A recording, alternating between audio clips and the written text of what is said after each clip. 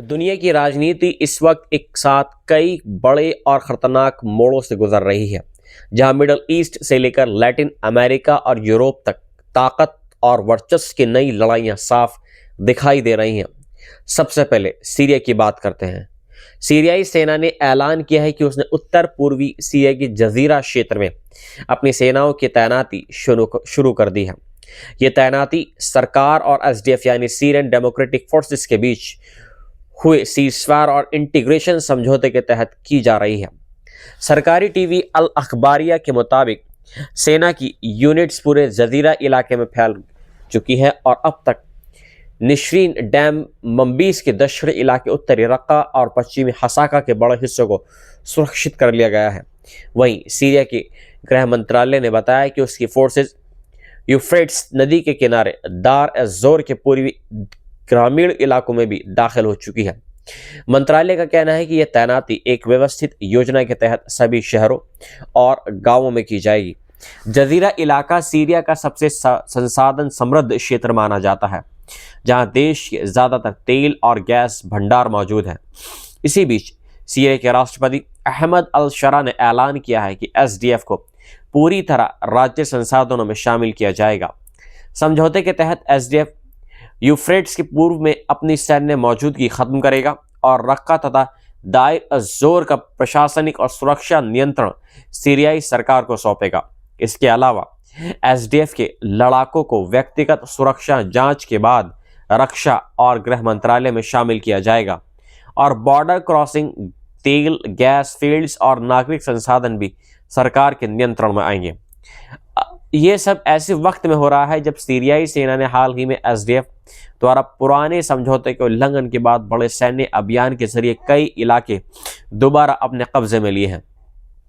अब रुख करते हैं गजा की ओर, जहां अमेरिका ने आधिकारिक तौर पर घोषणा की है कि गजा सीजफायर दूसरे चरण में दाखिल हो चुका है और इस फेज 2 का फोकस डिसआर्म टेक्नोक्रेटिक गवर्नमेंट्स और गजा को दोबारा से बनाना होगा।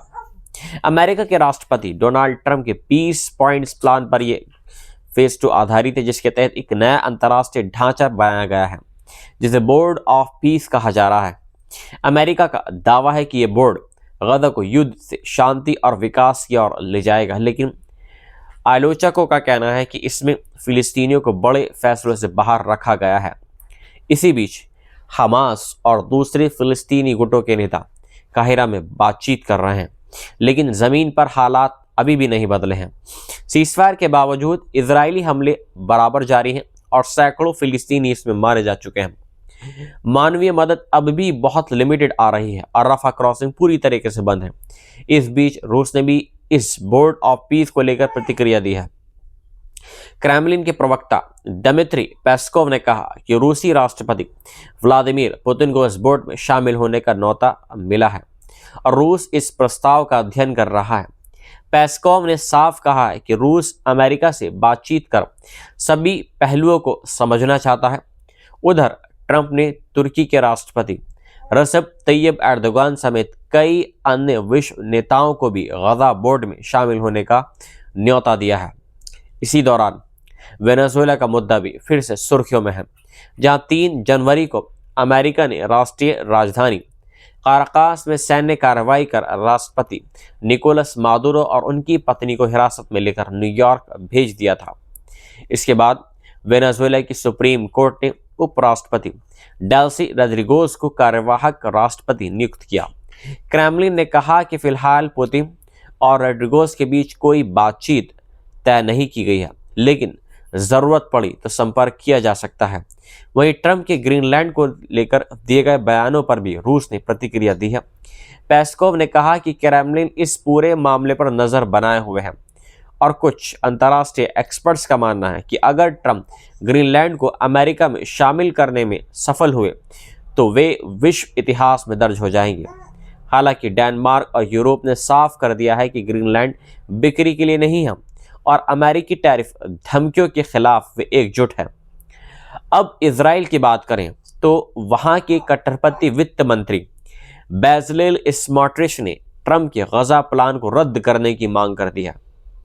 स्मोट्रिच ने वेस्ट बैंक की एक सेटलमेंट के उद्घाटन के दौरान कहा कि गजा इजराइल का है और वहां फिलिस्तीनियों को जबरन बाहर निकालकर यहूदी बस्तियां बसाई जानी चाहिए। उन्होंने गजा में सैन्य शासन लागू करने और हमास को पूरी तरह तबाह करने की बात कही है। साथ ही रफा क्रॉसिंग को मिस्र की मंजूरी के बिना खोलने और गजा के लोगों को बाहर जाने की अनुमति देने का भी आह्वान किया। स्मोट्रिच ने उस संयुक्त कमांड सेंटर को भी खत्म करने की मांग की जो ट्रंप के प्लान को लागू करने के लिए बनाया गया था और जिसमें दर्जनों देशों और अंतर्राष्ट्रीय संगठनों के प्रतिनिधि शामिल हैं। उन्होंने मिस्र और ब्रिटेन जैसे देशों को इस सेंटर से बाहर करने की बात कही है। आपको बताते चले कि 1948 में इजराइल की स्थापना फिलिस्तीनी जमीन पर हुई थी और तब से अब तक फिलिस्तीनी देश के गठन को लगातार रोका जा रहा है। कुल मिलाकर तस्वीर साफ है कि चाहे सीरिया हो, गजा हो, वेनेजुएला हो या ग्रीनलैंड, दुनिया एक ऐसे दौर में पहुंच चुकी है जहां युद्ध, शांति, पुनर्निर्माण और कूटनीति के नाम पर असल में नई शक्ति लड़ाइयां लड़ी जा रही हैं और इन लड़ाइयों की कीमत आम लोग चुका रहे हैं, जबकि बड़े फैसले बंद कमरों में वैश्विक ताकतों द्वारा किए जा रहे हैं। दुनिया की राजनीति इस वक्त एक साथ कई बड़े और खतरनाक मोड़ों से गुजर रही है, जहां मिडल ईस्ट से लेकर लैटिन अमेरिका और यूरोप तक ताकत और वर्चस्व की नई लड़ाइयां साफ दिखाई दे रही हैं। सबसे पहले सीरिया की बात करते हैं। सीरियाई सेना ने ऐलान किया है कि उसने उत्तर पूर्वी सीरिया के जजीरा क्षेत्र में अपनी सेनाओं की तैनाती शुरू कर दी है। ये तैनाती सरकार और एसडीएफ यानी सीरियन डेमोक्रेटिक फोर्सेस के बीच हुए सीजफायर और इंटीग्रेशन समझौते के तहत की जा रही है। सरकारी टीवी अल अखबारिया के मुताबिक सेना की यूनिट्स पूरे जजीरा इलाके में फैल चुकी है और अब तक निश्रीन डैम, मंबीस के दक्षिणी इलाके, उत्तरी रक्का और पश्चिमी हसाका के बड़े हिस्सों को सुरक्षित कर लिया गया है। वहीं सीरिया के गृह मंत्रालय ने बताया कि उसकी फोर्सेज यूफ्रेट्स नदी के किनारे दार एज़ोर के पूर्वी ग्रामीण इलाकों में भी दाखिल हो चुकी है। मंत्रालय का कहना है कि यह तैनाती एक व्यवस्थित योजना के तहत सभी शहरों और गांवों में की जाएगी। जजीरा इलाका सीरिया का सबसे संसाधन समृद्ध क्षेत्र माना जाता है, जहां देश के ज्यादातर तेल और गैस भंडार मौजूद हैं। इसी बीच सीरिया के राष्ट्रपति अहमद अल शरा ने ऐलान किया है कि एसडीएफ को पूरी तरह राज्य संसाधनों में शामिल किया जाएगा। समझौते के तहत एसडीएफ यूफ्रेट्स के पूर्व में अपनी सैन्य मौजूदगी खत्म करेगा और रक्का तथा दायर अज़ोर का प्रशासनिक और सुरक्षा नियंत्रण सीरियाई सरकार को सौंपेगा।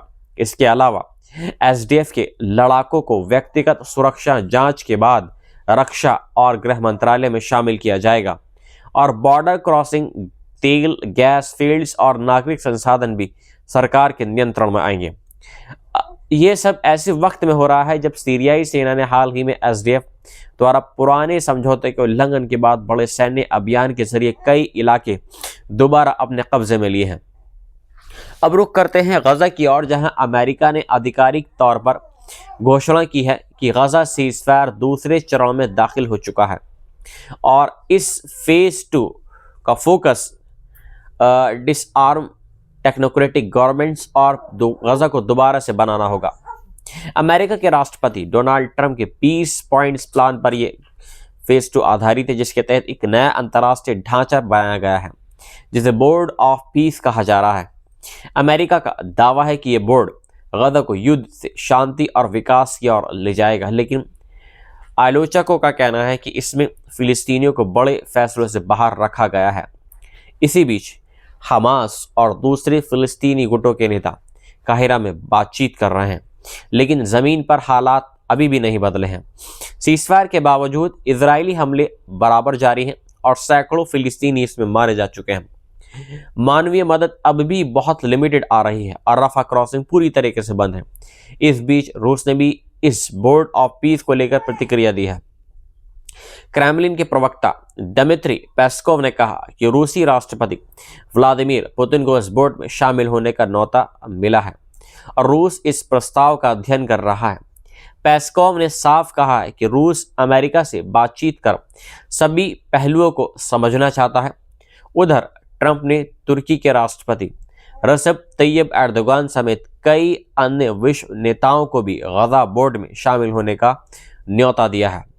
इसी दौरान वेनेजुएला का मुद्दा भी फिर से सुर्खियों में है, जहां 3 जनवरी को अमेरिका ने राष्ट्रीय राजधानी काराकास में सैन्य कार्रवाई कर राष्ट्रपति निकोलस मादुरो और उनकी पत्नी को हिरासत में लेकर न्यूयॉर्क भेज दिया था। इसके बाद वेनेजुएला की सुप्रीम कोर्ट ने उपराष्ट्रपति डेल्सी रोड्रिगोज को कार्यवाहक राष्ट्रपति नियुक्त किया। क्रेमलिन ने कहा कि फिलहाल पुतिन और रोड्रिगोज के बीच कोई बातचीत तय नहीं की गई है, लेकिन जरूरत पड़ी तो संपर्क किया जा सकता है। वहीं ट्रंप के ग्रीनलैंड को लेकर दिए गए बयानों पर भी रूस ने प्रतिक्रिया दी है। पेस्कोव ने कहा कि क्रेमलिन इस पूरे मामले पर नजर बनाए हुए है और कुछ अंतर्राष्ट्रीय एक्सपर्ट्स का मानना है कि अगर ट्रंप ग्रीनलैंड को अमेरिका में शामिल करने में सफल हुए तो वे विश्व इतिहास में दर्ज हो जाएंगे। हालांकि डेनमार्क और यूरोप ने साफ कर दिया है कि ग्रीनलैंड बिक्री के लिए नहीं है और अमेरिकी टैरिफ धमकियों के खिलाफ वे एकजुट हैं।